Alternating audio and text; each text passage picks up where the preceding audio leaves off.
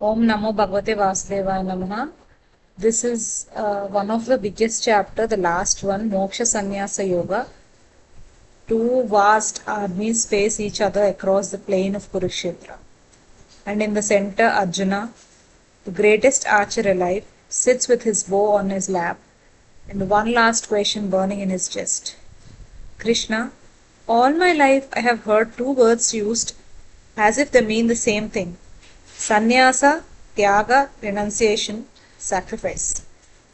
Tell me honestly, what are they? Are they different? And which one should I follow? Krishna smiles. He had been waiting for this one. Let's understand these two with the help of a story. In a village, there was an old potter. Every morning, he sat at his wheel and shaped clay into pots, bowls, lamps, water vessels. He worked with great care and great skill. But he never once worried about whether his pots would sell. He never asked how much he would earn. He never felt pride when they were praised or bitterness when they were ignored. He simply shaped the clay as well as he could every morning and then set the pots out in the sun and walked back inside.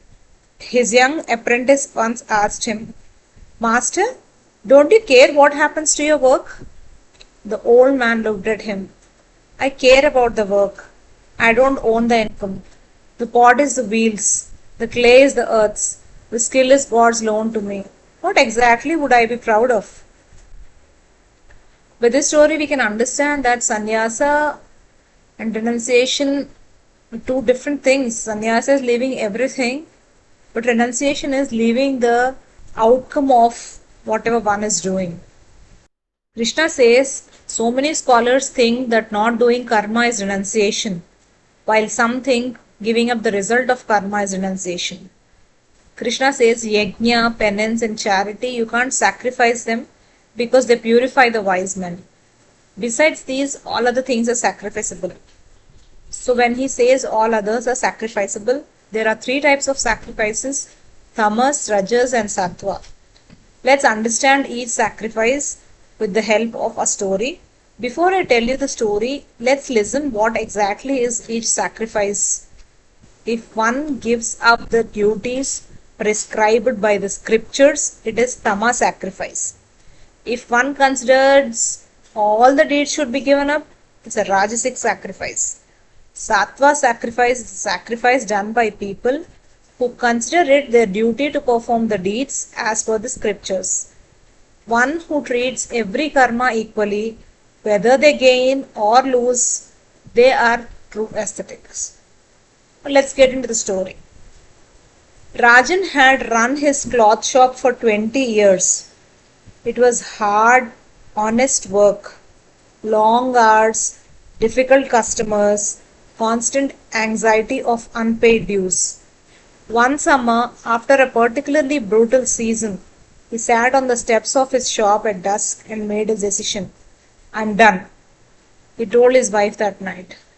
All this running around, this buying and selling, this endless anxiety, it's all Maya, illusion. A man of wisdom does not chase money.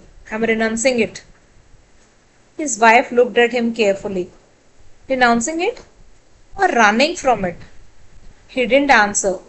The next morning, he handed the shop keys to his younger brother, grew out his beard, and began spending days at the temple. He quoted a scripture to anyone who would listen. He told people that he had given up attachment to material things. His neighbor, quietly to a friend, have you noticed? Rajan only decided to renounce after a bad season.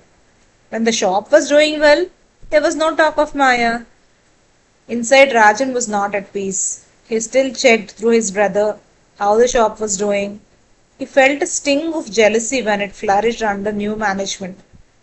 He still worried about money. He had simply stopped doing anything about it. The hands had stopped. The mind has not moved an inch. 3 years later, when his brother offered to return the shop, Rajan accepted without a moment's hesitation. He had never renounced anything. He only rested. This is called tamas tyaga, the darkest kind of giving up, driven not by wisdom but by exhaustion, fear, and self deception. The person calls it detachment, but the real detachment doesn't return the moment circumstances improve. This sacrifice leaves the soul exactly where it found it, perhaps worse, because now it has added a layer of false pride to its original desire.